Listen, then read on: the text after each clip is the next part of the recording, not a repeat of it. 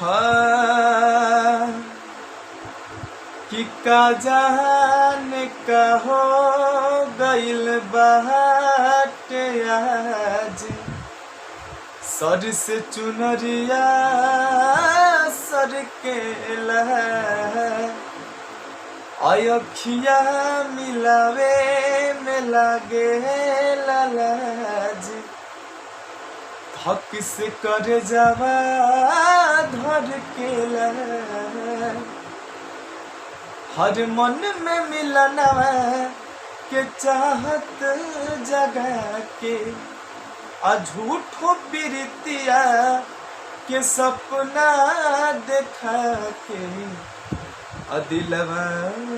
में हर दिलवा में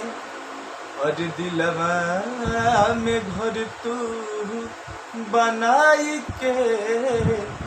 उड़ जइबू ये मैना अखोता के खड़हर बनाई के उड़ जइबू ये मैना।